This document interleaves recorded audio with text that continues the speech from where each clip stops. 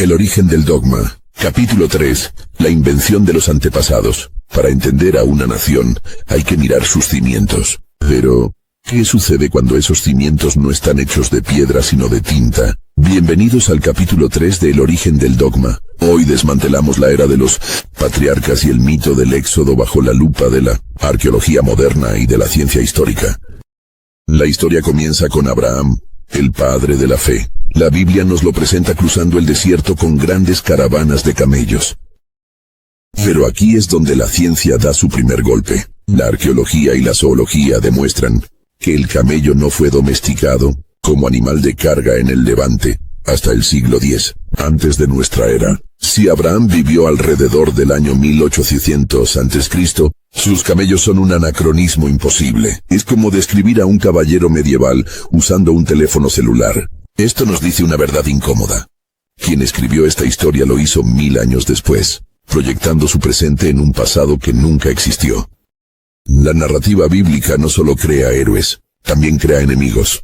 Tras la caída de Sodoma, el relato nos dice que las hijas de Lot procrearon con su propio padre dentro de una cueva. De ahí nacen Moab y Amón, pueblos vecinos de Judá. La propaganda es vital. Al etiquetar el origen de sus enemigos como fruto del incesto y la borrachera, los escribas de Judá estaban usando guerra psicológica para deshumanizar a sus rivales. Esto no es historia, es política de desprestigio. Llegamos ahora a José, el soñador, el joven semita que, según el relato bíblico, pasa de la esclavitud al poder y termina convertido en gobernador de Egipto. Una historia profundamente conmovedora, construida para inspirar fe, esperanza y providencia. Pero este relato tiene un problema. No es único. Siglos antes de que se escribiera el Génesis, en Egipto ya circulaba una historia ampliamente conocida, el cuento de los dos hermanos. La estructura es prácticamente idéntica. Una mujer poderosa intenta seducir a un joven íntegro. Él se niega. Ella, humillada, lo acusa falsamente. Y como consecuencia, el joven termina en prisión. No estamos ante una casualidad, ni ante una revelación divina. Estamos frente a un patrón literario reconocible, reutilizado y adaptado. La historia de José no desciende del cielo, emerge del Nilo, de la tradición narrativa egipcia, reciclada siglos después para encajar en un nuevo relato identitario. Y aquí la arqueología vuelve a hablar. En los extensos archivos administrativos de Egipto, listas de funcionarios, registros de graneros, nombres de visires y gobernadores, no existe ningún rastro histórico de un gobernador semita llamado José, ninguna inscripción, ningún relieve, ningún documento. Esto no es un detalle menor. Egipto registraba todo, y cuando alguien no aparece en esos registros, no es porque fue olvidado, sino porque nunca estuvo ahí. La historia de José no explica un hecho ocurrido. Explica una necesidad posterior, justificar mediante un relato heroico, como un grupo de cananeos terminó viviendo y sometido bajo el poder del faraón. No es memoria histórica, es construcción identitaria. Llegamos ahora al corazón del mito fundacional, el Éxodo. Moisés, convertido en líder absoluto, guiando a un pueblo entero fuera de Egipto. Según el relato bíblico, 2 millones de personas vagaron durante 40 años por el desierto del Sinaí, sostenidas por milagros, guiadas por una promesa y protegidas por un Dios que intervenía directamente en la historia. Este episodio no es un detalle más.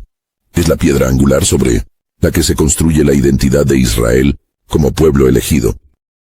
Un grupo humano de ese tamaño no puede desaparecer sin dejar rastro. 2 millones de personas durante 40 años habrían dejado una huella arqueológica imposible de borrar. Campamentos, restos de fogatas, herramientas, tumbas. Sin embargo, tras décadas de excavaciones sistemáticas en el desierto del Sinaí, el resultado es contundente y unánime. No hay nada. Ni una sola vasija, ni un solo campamento, ni una sola tumba. La arqueología no guarda silencio por casualidad. Cuando no hay evidencia no estamos ante un misterio, estamos ante una invención. Y hay algo aún más revelador. En la época en que supuestamente ocurrió el Éxodo, Canaán ya era territorio egipcio. No era una tierra libre esperando ser conquistada, sino una provincia vigilada y administrada por el imperio. Había guarniciones, rutas controladas y fuertes militares cada 20 kilómetros. Todo movimiento era observado, todo tránsito registrado. Escapar de Egipto para ir a Canaán no era una huida hacia la libertad. Era, en realidad, pasar de una celda a otra dentro de la misma prisión.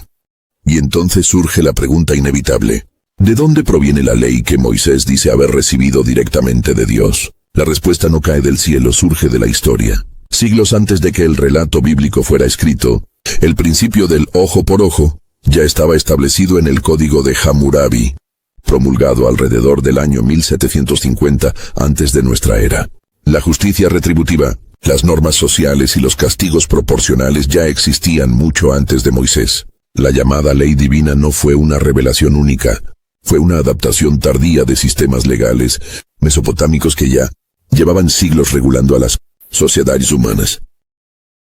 Y no se trata solo del Código de Hammurabi. Mucho antes, alrededor del año 2500 antes de nuestra era, ya existían normas morales y sociales, claramente formuladas en las instrucciones de Shurupak, uno de los textos éticos más antiguos conocidos por la humanidad. Estas reglas hablaban de justicia, de límites, de convivencia, de respeto entre los hombres 1000 años antes de Moisés. La moral no nació en el Sinaí. La moral nació cuando las primeras sociedades humanas comprendieron que, sin reglas no hay comunidad posible.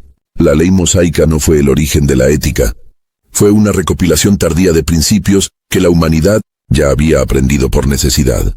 Moisés muere sin pisar la tierra prometida, el líder absoluto, el mediador entre Dios y el pueblo, el hombre que habló cara a cara con la divinidad, termina su historia mirando desde lejos, sin llegar jamás. La tradición intenta explicar esta ausencia como castigo o designio divino. Pero la arqueología ofrece una respuesta mucho más simple y contundente.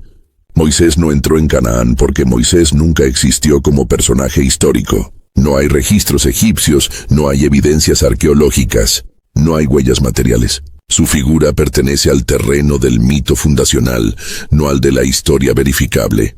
La evidencia arqueológica y antropológica apunta en una dirección muy distinta al relato bíblico tradicional. Los israelitas no fueron un pueblo extranjero que invadió Canaán desde fuera. Eran cananeos locales, pobres y marginados, conocidos en los textos antiguos como los Jabiru, campesinos, pastores y desplazados que vivían al margen del sistema urbano dominante. No conquistaron una tierra prometida. Se refugiaron en las montañas para sobrevivir. Allí construyeron una nueva identidad, una nueva ley y un nuevo relato que les dio cohesión y sentido. La Biblia no es un libro de historia, es el acta de nacimiento de una nación que se inventó a sí misma para existir. ¿Buscas la verdad o solo consuelo? Donde otros se arrodillan yo me levanto. Te reto, defiende a tu Dios con pruebas, no con fe. ¿Cómo justificas tus crímenes sagrados? Comenta, soy tu ateo favorito. Ven a Buscando la Verdad. Te espero en el debate.